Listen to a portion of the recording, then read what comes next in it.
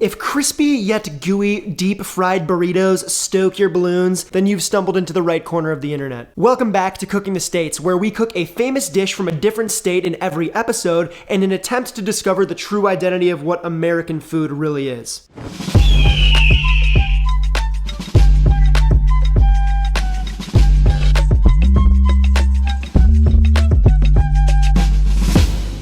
Once again, we are heading down southwest to a state known for rocks, sand, and bordering our neighbors down south. It's Arizona. So my favorite burrito filling is probably beef barbacoa, so that's what we're gonna make for our chimichangas today. It can also be done with lamb, it's just as good. So for the flavor base, we're gonna reach for dried chilies, a very Arizonan thing to do, just southwestern and Mexican thing to do in general, so. 1, 2, 3, 4. If you grew up eating frozen food sometimes like myself, there's a big chance that you're familiar with the ready-made, stomach-challenging microwave chimichangas. These are not those. I've toasted 3 guajillo, 2 ancho, and 2 chipotle chilies in a dry pan, then remove the seeds by splitting them open. The guajillo and anchos bring a fruity smokiness, while the chipotles bring definitely a smokiness, but also a bit of depth. Add all of the guajillo, ancho, and chipotles to the blender, along with 4 garlic cloves, then pour over 4 cups of hot beef stock. Cover that all up and let the peppers rehydrate for 15 to 20 minutes or just until they're soft. Now just set that all aside while we work on the boeuf. This is beef chuck. It's full of intermuscular fat and dang tasty once braised. Go ahead and season that up real nice. It's also kind of like a meat accordion in like a non-serial killer way. Cool. Just kidding. I don't think there's a way to say that in a non-serial killer way. I'm using a pressure cooker to braise the beef, which takes an hour or 2 off the cooking time. You can also just do this in a Dutch oven by braising it at 250 Fahrenheit until the meat is tender. It'll just take a little longer.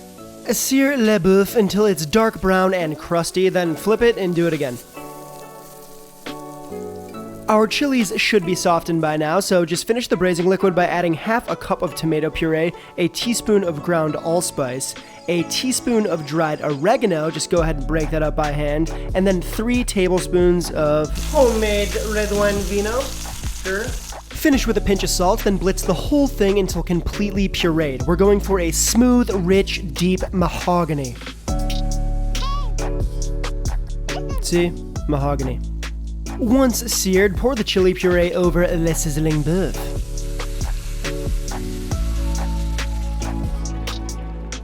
Top the whole thing with 3 bay leaves and a stick of cinnamon, which the camera didn't pick up at all, but I swear it's in there. Just cover that mixture up, then let it come to full pressure and cook for an hour and 15 minutes. Okay, now we're going to make fresh flour tortillas, which, if you haven't had the pleasure of eating, are worlds better than the generic store-bought stuff. We need 680 grams of all-purpose flour and this stuff. This is lard, aka pig fat, and it gives the tortilla a certain flavor and texture. You need it to make good tortillas, straight up. Pinch 100 grams of the lard into the flour, making sure that there aren't any large clumps in the mixture. Then dilute 7 grams of salt into 360 grams of warm water and pour all of that salty water into the flour-lard mixture.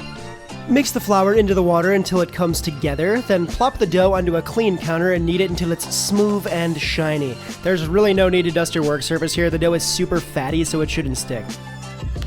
Portion the dough ball into 6 individual pieces, and you can get super nerdy, whip out the scale and make sure each piece is an even weight, or you can cook with your heart and eyeball each piece like me.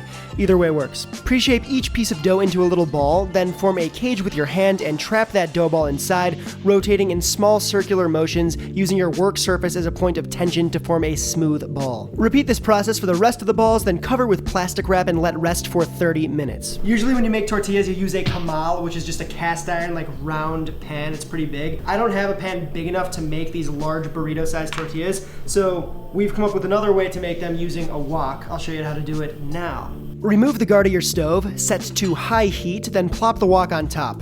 Let it charge with heat, and boom, you now have the ability to make amazing flour tortillas without a big plancha. Look at that. Gucci, Gucci, Gucci.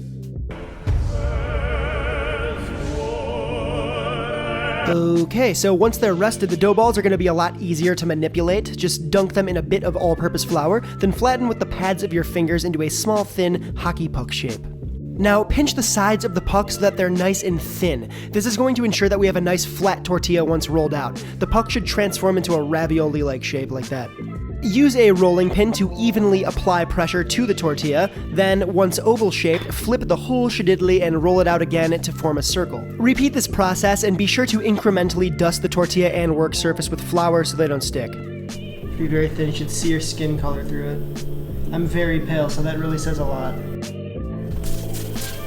Cooking the tortillas does not take more than 20 seconds per side. Lay the raw tortilla on top, cook until tan with blotches of brown, then flip and do the same thing on the other side. Store the finished tortillas on a tray wrapped in a clean kitchen towel. This will keep them warm, malleable, and stop them from drying out. Just an FYI, I doubled the recipe for this video, and I recommend you do the same because these things are good. You're going to want extras. Now we just gotta do some simple veg prep. I'm shredding some lettuce, aka shreddus, dicing up some maters, and fanning out avocado wedges.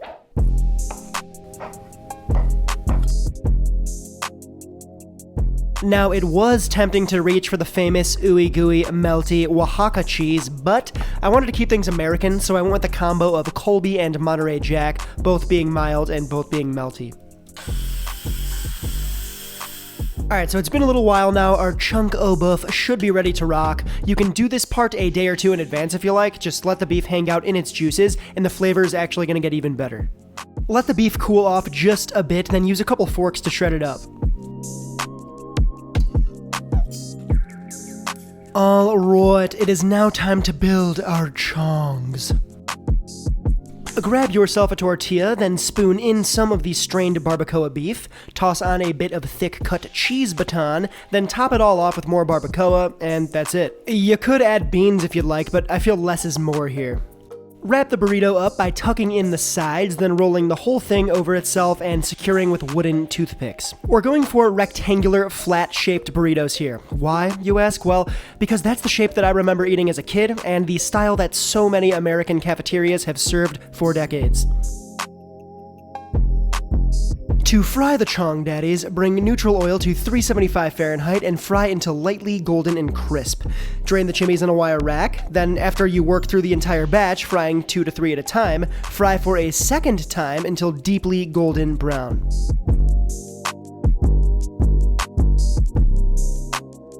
Double frying is going to yield you an extra crisp end result that you just don't get from frying one time. Once again, drain the burritos on a wire rack, and do not forget to remove the toothpicks. Very important.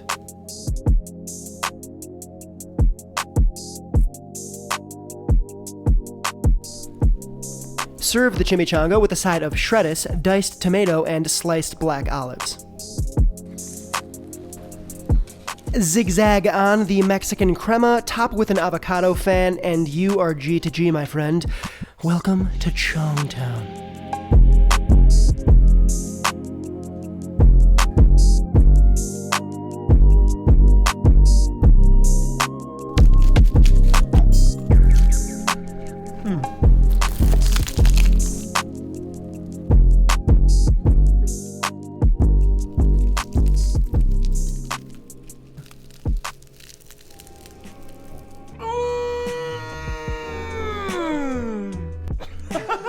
It's good buff.